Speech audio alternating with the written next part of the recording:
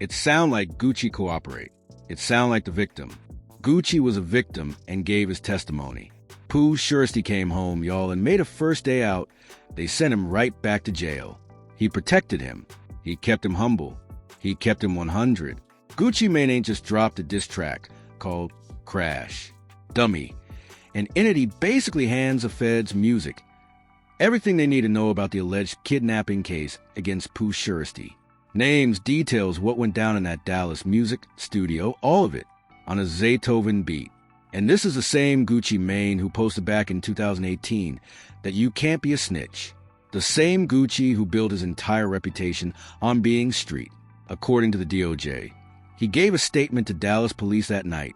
According to his own lyrics, he's laying out exactly what happened when his own artist allegedly pulled a Draco on him. But here's where this gets crazy. This isn't just about a diss track anymore. Music, federal kidnapping charges could send Pooh Shiesty to prison for life, and rappers across the industry are going off. 50 Cent posted about it. Boozy responded with disgust. Rick Ross weighed in. Asian Doll went scorched. Earth, Waka Flocka, refused to celebrate. Most of them aren't defending Music Gucci. By the end of this video, you're going to understand exactly what happened in that Dallas studio, what Gucci said in Crash Dummy, that has everyone calling him a snitch, how long Pooh Shiesty might actually be locked up, and why the music, hip-hop world is completely divided over this situation. Music. Let me break it all down. To really understand how we got here, you got to go back to April 2020 music. And that's when Pooh Shiesty signed a joint venture deal with Gucci Mane's 1017 Records and Atlantic Records. Shiesty had been building but since 2019 with his debut single Hell Night. But Gucci was the one who came calling, and Shiesty was all in. His own words tell the story best. He told Billboard that he didn't know who else he would go to, that nobody was coming at him like, __, that it just made perfect sense. Music. Think about that for a second. This was supposed to be a mentor and mentee relationship. Gucci was a trap legend. Shiesty was a Memphis prodigy. And at music, first, it was working. June 2020, they dropped Still Remember together, and by November they had Back in Blood with Lil Durk. That song peaked at number 13 on the Billboard Hot 100, and it's now certified 8 times platinum. February 2021 brought Shiesty's debut mixtape called Shiesty Season, which landed at number 4 on the Billboard 200 with 62,000 first-week units. And he became an XXL freshman, while Billboard named him their inaugural hip-hop Rookie of the Month. Real talk, Pooh Shiesty was the biggest artist 1017 Records had ever developed. This wasn't just another signing. This was Gucci's crown jewel. But then the legal trouble started piling up. 3 separate shooting incidents changed everything. A Memphis gas station situation in July 2020, a Bay Harbor Islands incident in October 2020, and the King of Diamond strip music club in Miami in May 2021, all led to federal firearms conspiracy charges. January 4th, 2022, Shiesty pleaded guilty. April 20th, 2022, a federal judge handed him 63 months in prison, which breaks down to 5 years, and 3 months plus 3 years of supervised release. Now here's where it gets interesting. While Shiesty sat locked up at USP Pollock, a high-security facility in Louisiana, Gucci was out here publicly advocating for him. December 2022, Gucci called out the inhumane prison conditions and even tagged President Biden. Then October 2024 brought a major move. Gucci dropped nearly every artist from 1017 Records. Everyone except Pooh Shiesty and Fujiano, both of whom were still incarcerated. His Instagram statement read that this was a decision he didn't want to make, and he added that he was looking for new talent to pair with Pooh and Fu. Let that sink in. Gucci cleared his entire roster, specifically to build around Shiesty when he came home. October 2025, Shiesty earned early release thanks to good behavior credits in the First Step Act, having served about 3 years. Gucci welcomed him back publicly with a post saying, "Welcome home, Pooh Shiesty. The main slime is back." December 2025, Shiesty dropped FDO, which stands for First Day Out, and it went straight to #1 on Billboard Hot Rap Songs chart and #12 on the Hot 100. Everything looked perfect. The comeback was happening. But behind the scenes, things were falling apart. Here's what people didn't know at the time. Suresti was reportedly upset with his contract terms, and he'd drawn interest from Yo Gotti's CMG Records. Now, if you know hip-hop history, you know that Yo Gotti and Gucci Mane have had tension for years, which meant Suresti potentially leaving 1017 for CMG wasn't just business. Music was personal. Gucci had just cleared his entire roster to build around Suresti, and he wasn't about to let his star walk away. And allegedly, Suresti wasn't trying to wait for lawyers and negotiations. What happened next changed everything. January 10th, Music, 2026, Lumina Studios, Dallas, Texas. According to the DOJ criminal complaint, Pooh Suresti arranged a meeting with Gucci Mane and 2 associates. The supposed purpose was to discuss his 1017 contract, but what prosecutors allege actually happened was a coordinated armed takeover involving 9 people. Here's what the federal complaint says went down. Suresti allegedly asked Gucci into the recording booth to talk business, music. Then he allegedly pulled an AK-style pistol, a Draco, and produced contract termination paperwork from a bag, music. The allegation is that he forced Gucci to sign the release at gunpoint. Meanwhile, co-conspirators including Suresti's father Lontrell Williams Sr. and rapper Big 30 Music allegedly robbed the other victims of Rolex watches, jewelry, a 17 chain, cash, and a Louis Vuitton bag. One victim, Snorts, was allegedly choked Music to near unconsciousness while Big 30 reportedly barricaded the studio door and filmed Gucci verbally releasing Suresti from his contract. Now check this. Music, Suresti was on federal home confinement with an ankle monitor at the time. Music, he wasn't even supposed to be in Dallas. The feds say they have GPS data from his ankle monitor, cell phone, music, records, license plate readers, surveillance footage, rental car records linked to his father, latent fingerprints, and social media posts showing allegedly stolen music property. And here's the part that has everyone talking. According to the FBI complaint, Gucci identified Music as RD for Roger Davis, gave a statement to police that night. He described Suresti as wearing a black Nike brand Music Suresti mask, black hooded shirt, and black pants during the offense. Music, that's not just reporting a crime. That's providing specific identification details. April 1st, 2026, the FBI raided homes in Memphis, Dallas, and Nashville. 9 people got arrested and charged of conspiracy Music to commit kidnapping and robbery, and those charges carry up to life in prison. April 8th, 2026, Magistrate Judge Renee Harris Tolliver denied Suresti bail and told him directly that she couldn't find any conditions to offer that hadn't already been granted to him. And then 2 days later, Gucci dropped Crash Dummy. April 10th, 2026 midnight, Gucci Mane released Crash Dummy Music with production by Zaytoven. He teased the cover art on Instagram the night before with comments turned off. This was his first public statement on the incident after 3 months of silence, and it wasn't subtle. Let me break down what he says in this track, because this is where the snitching allegations really come from. One of the most legally significant lines references signing paperwork under duress. Under duress is a precise legal term that means music coercion. By using that exact phrase, Gucci is essentially confirming Music, the prosecution's central allegation that contract paperwork was signed at gunpoint. And at the same time, he's establishing that any such signature would be legally invalid. The track describes walking into what he thought was a business meeting, being greeted, and sensing the pressure building, all while they were allegedly plotting against him. This directly mirrors what's in the federal complaint. Big 30 catches shots in the track, with Gucci calling him out by description.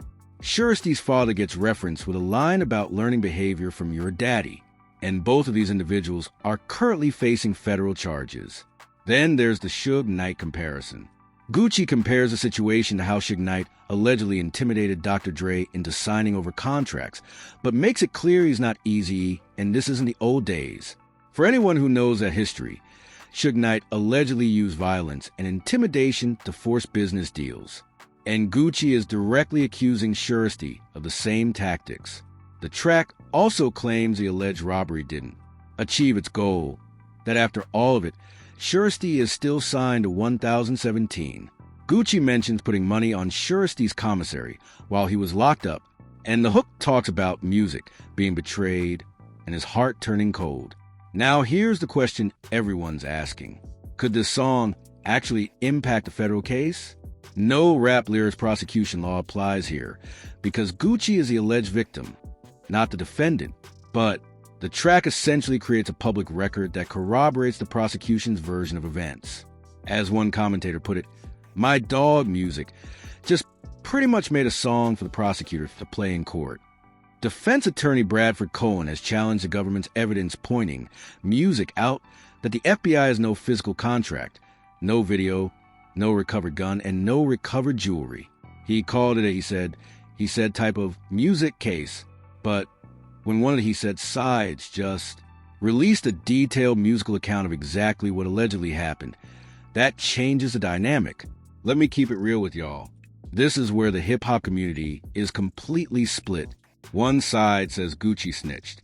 The DOJ complaint references him providing a physical description to police, and the song lays out details that match the federal allegations.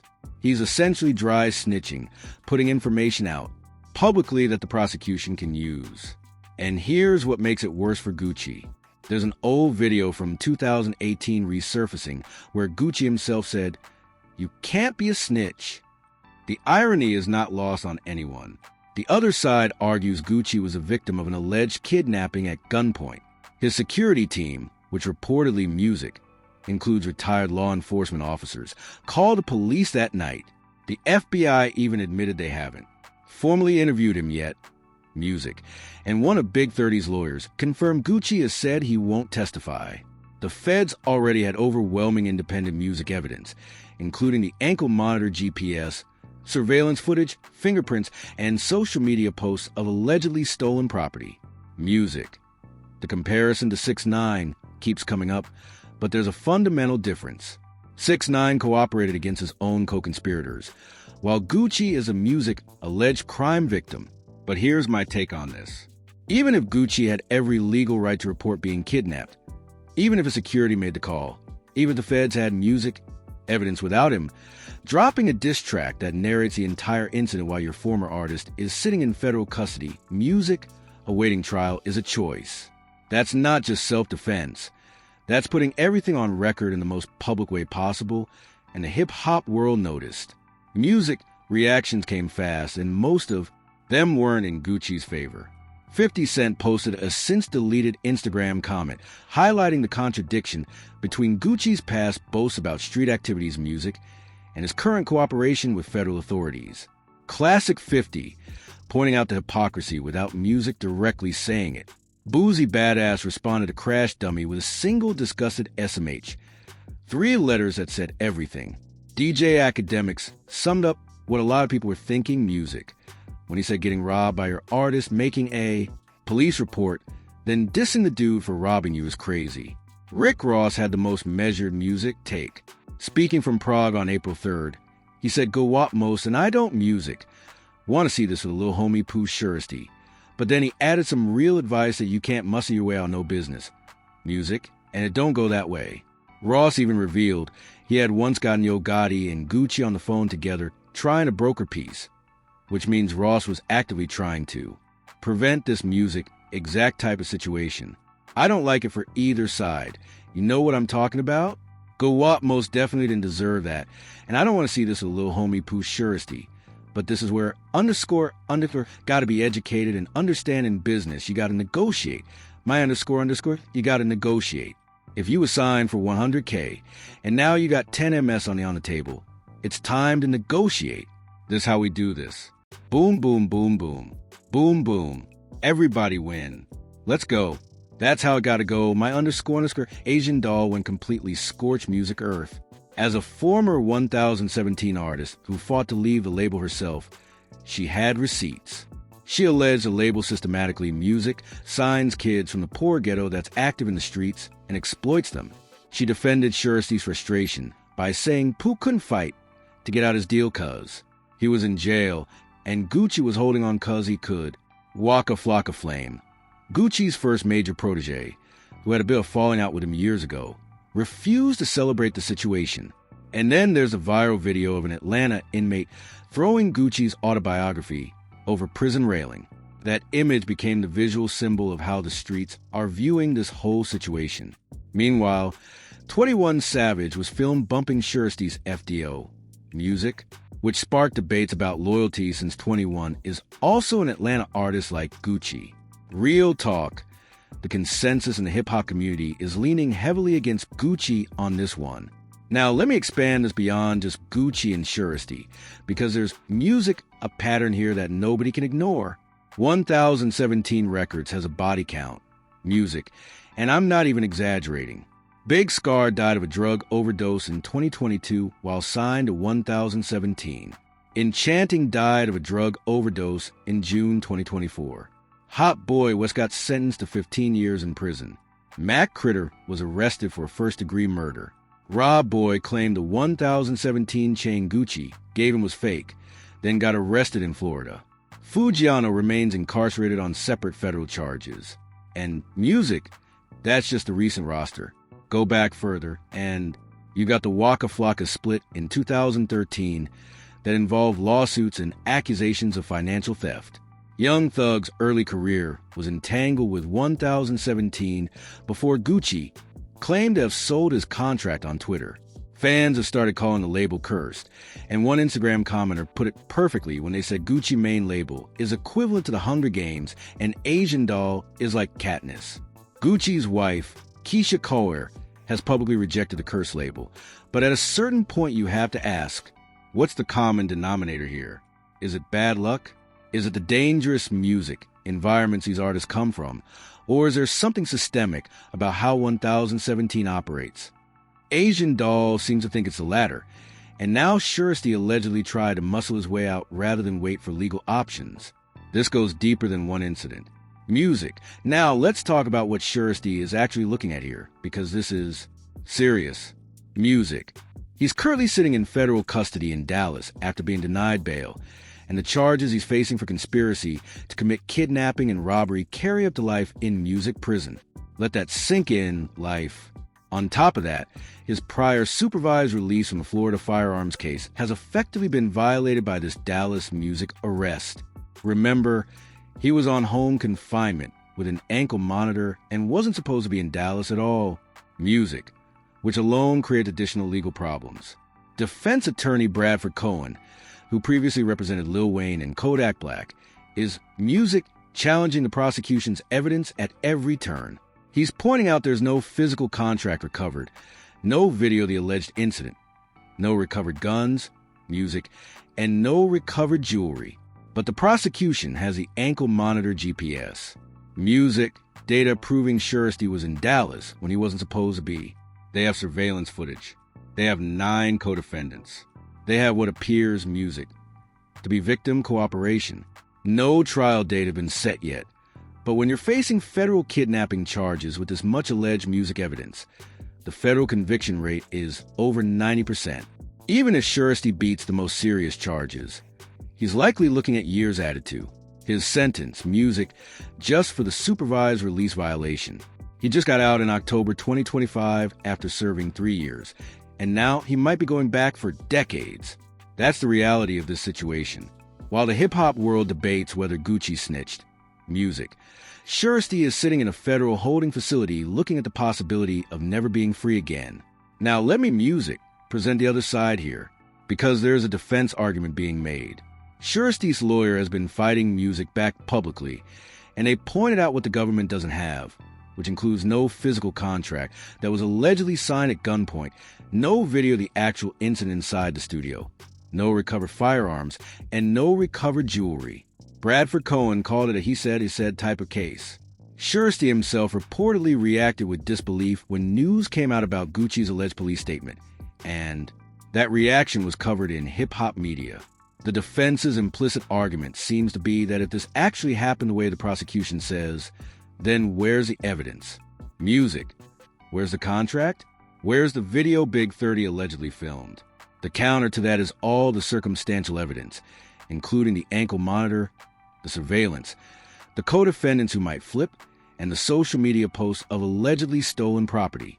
But in a federal case, it's the prosecution's burden, music, to prove beyond reasonable doubt, and without physical evidence of the core allegations, there might be room for doubt. Music, we'll see how this plays out. Step back for a second and look at what the situation really represents. This isn't just about Gucci and Suresti. This is about the entire model of how major artists sign and develop talent from the streets.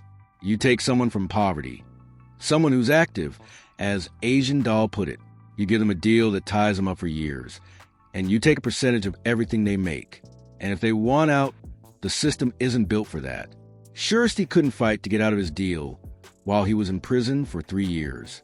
Gucci was holding on because he could, and that's what Asian Doll said. There's truth to it, regardless music, of how you feel about what happened in Dallas. Does that justify allegedly pulling a Draco on your label head? Absolutely not.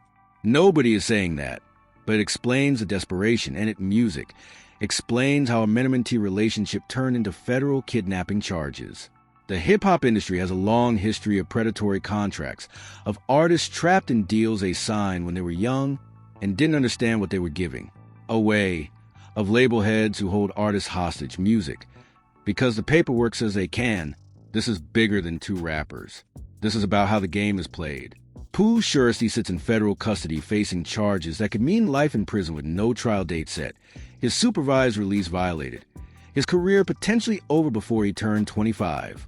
Gucci Mane has crashed dummy music. Out there, a track that either makes him a victim telling his story or a snitch, putting nails in his former artist's coffin, depending on who you ask.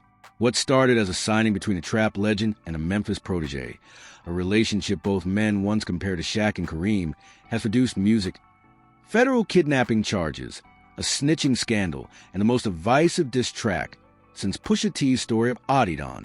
Can a victim be a snitch? Can a label head be an exploiter and a victim at the same time? Drop